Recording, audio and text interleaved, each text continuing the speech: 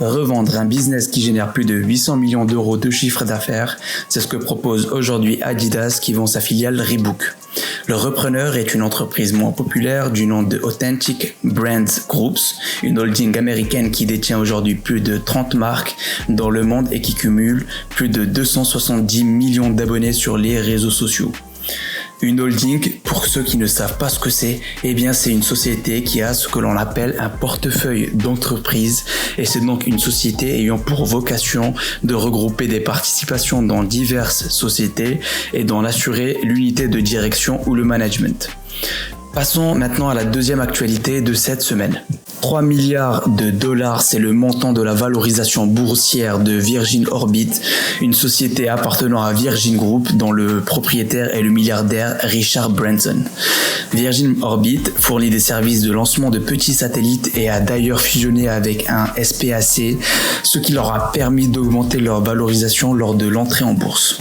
Qu'est-ce qu'un SPAC ? A priori, c'est ce que l'on appelle en anglais une Special Purpose Acquisition Company, ce qui est en réalité une société sans activité opérationnelle dont les titres sont émis en bourse pour une durée limitée dans le but de réaliser une ou plusieurs acquisitions dans un secteur particulier.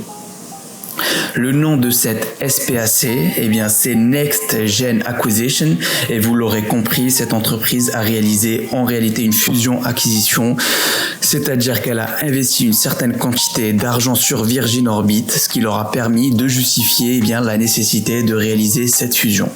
Troisième nouvelle de cette Business Pills hebdomadaire, c'est la cagnotte en ligne Litchi qui pourrait être revendue par son propriétaire actuel, la mutuelle Arkea.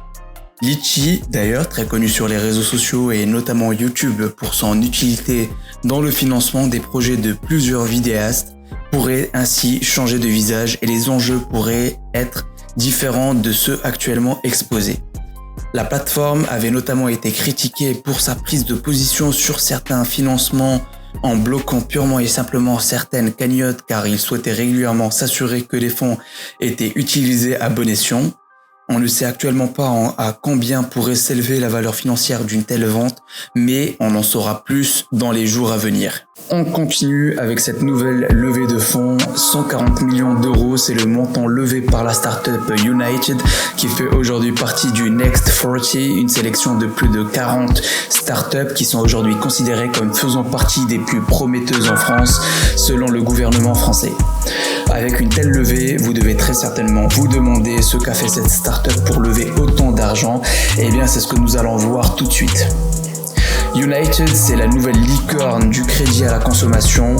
Une licorne dans le monde de l'entrepreneuriat, ce sont les startups qui sont aujourd'hui valorisées à plus d'1 milliard de dollars, soit plus de 850 millions d'euros actuellement en France et en Europe. Un crédit à la consommation, pour ceux qui ne savent d'ailleurs pas ce que c'est simplement une catégorie de crédit accordé à des particuliers par des banques ou des sociétés financières pour financer les achats de biens et services comme les grosses dépenses en biens d'équipement. Pour revenir à United, l'entreprise a jusqu'ici levé plus de 320 millions d'euros et on considère aujourd'hui que cet effort financier est justifié de par le potentiel compétitif que cette entreprise détient face à des géants du crédit et paiement en ligne comme Klarna ou PayPal. Nouvelle information dans le domaine du divertissement, Taiga lance MyStar, une application qui aura pour objectif de concurrencer OnlyFans. Vous devez donc vous demander quelles sont les différences avec OnlyFans. Dans un premier temps, ce qu'il est possible de noter, c'est le fait que cette nouvelle plateforme ne prélèvera que 10% sur les revenus des créateurs contre 20% pour OnlyFans.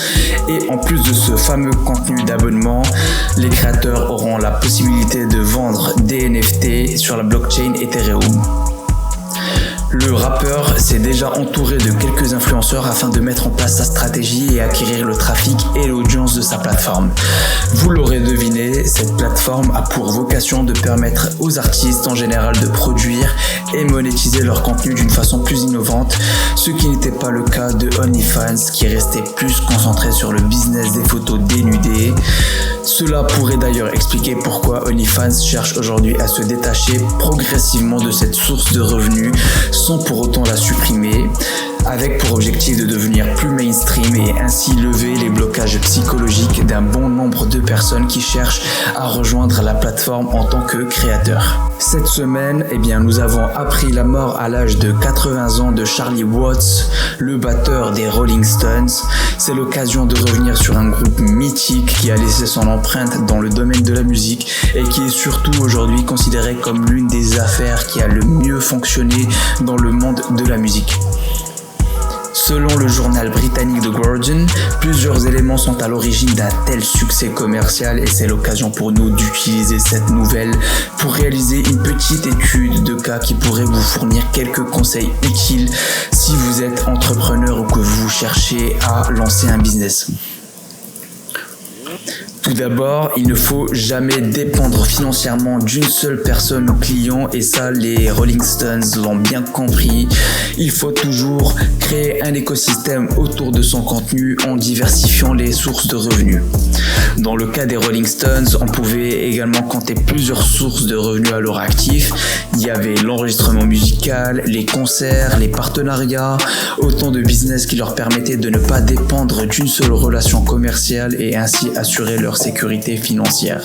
Connaître la réglementation fiscale en vigueur était un autre aspect qui était maîtrisé par ces derniers. Sans base dans ce domaine, les impôts auraient tout simplement considérablement réduit cette fortune amassée par ces derniers.